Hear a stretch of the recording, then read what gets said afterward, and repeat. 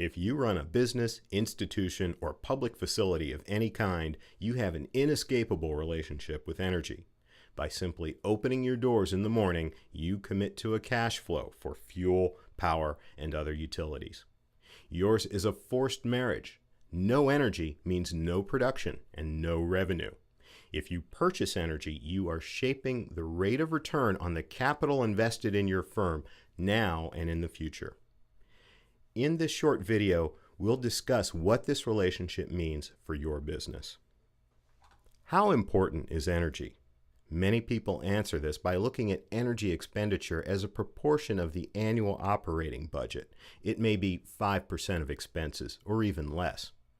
Another perspective comes from the total cost of asset ownership.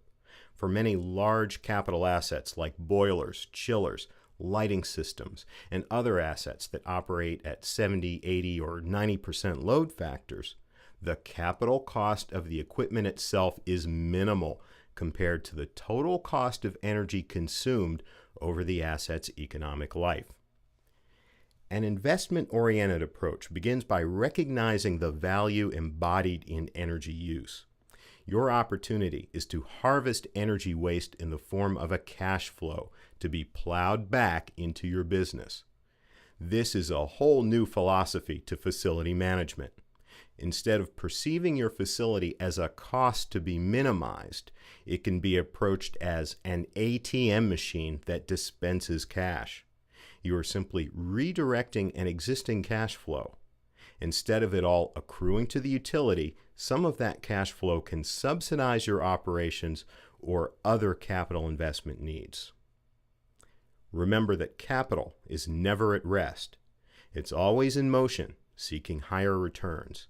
The investment opportunities found in the economy will either allow capital to grow positive returns or to deplete through expenses, interest costs, or inflation.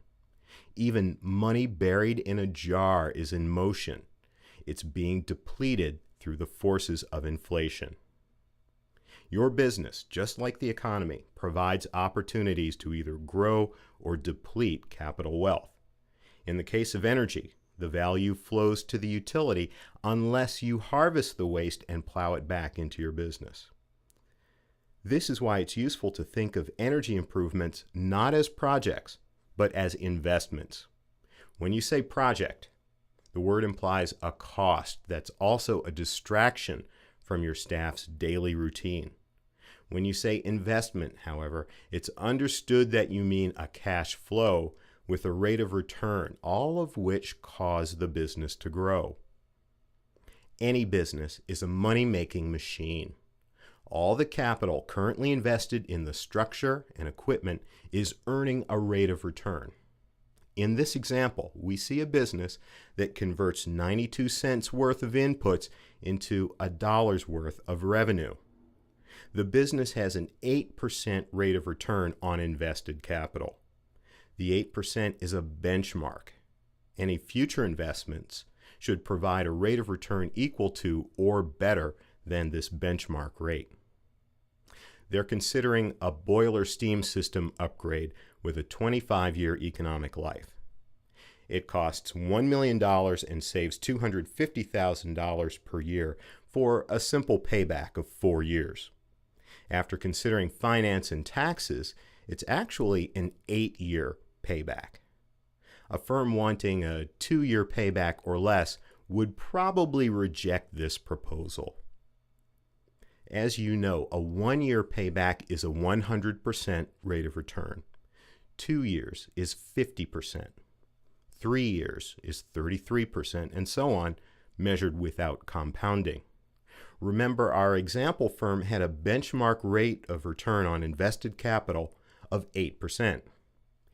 8% corresponds to a 12.5-year payback on invested capital. If this firm observes a 2-year payback rule, that describes an investment deadband.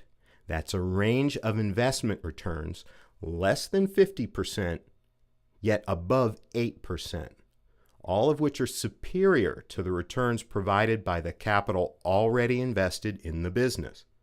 By observing the 2-year payback rule, The firm refuses good investment opportunities that perform within that dead band.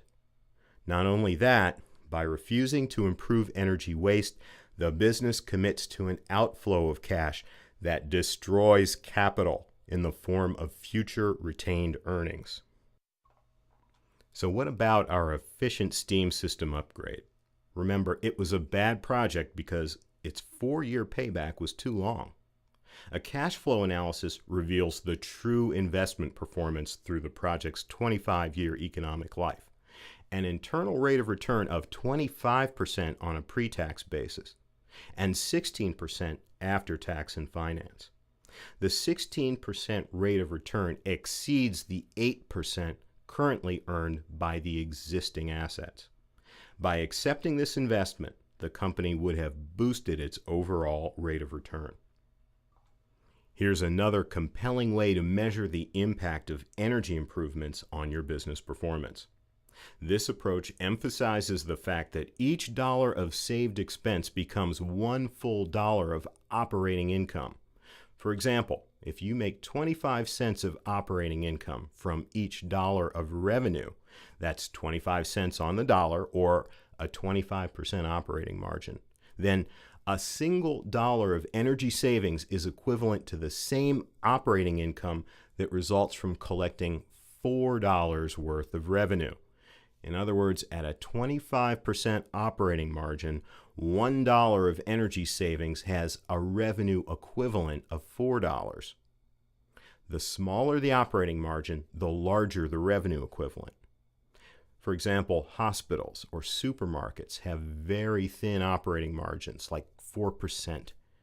At this margin, a dollar of energy savings has a revenue equivalent of $25. Think about your operating margin and its revenue equivalent for each dollar of energy savings. Because energy and capital never rest, you don't have a do-nothing option. Sure, you can either accept or reject an improvement, but in either case, you cause either a gain or a loss of some capital value. By accepting a good investment, you get a positive cash flow. If you reject it, you pay a penalty in terms of value destroyed. The City of Fort Collins Utilities can help you start this process with a free facility investment. An expert will study your facility to scope out your energy and water improvement opportunities. There are many reasons to do this. When you improve energy use, you also improve equipment reliability. You reduce safety and emissions risks and develop resource management knowledge and procedures that can be applied to other areas of your business. But remember that the assessment report is only a roadmap. You make progress only by implementing the report's recommendations. You can apply for this free service by obtaining the application online at fcgov.com/assessments. Some Fort Collins Utilities customers also enjoy a relationship with Xcel Energy. Many of these customers are already measuring the investment performance of proposed energy improvements using the Energy at-Risk Calculator available on the Xcel Energy website. It's free, even to non-Xcel customers. By downloading this spreadsheet, you can generate a variety of metrics such as simple payback, accounting return on investment, life cycle costs, and more. In addition, the calculator will measure the cost of doing nothing should you refuse or delay an energy efficiency improvement. Here's a quick overview of the calculator. It's a multi-tab spreadsheet. The first group of tabs is for data entry. Simple metrics, such as payback, are found on the green tabs. The red tabs provide discounted cash flow measures, such as net present value and internal rate of return. Finally, the blue tabs are integrative metrics, such as the cost of doing nothing. Remember that videos like this are on the Xcel website to show you more about how the calculator is used. This is Christopher Russell, on behalf of the City of Fort Collins Utilities. Thank you for your time.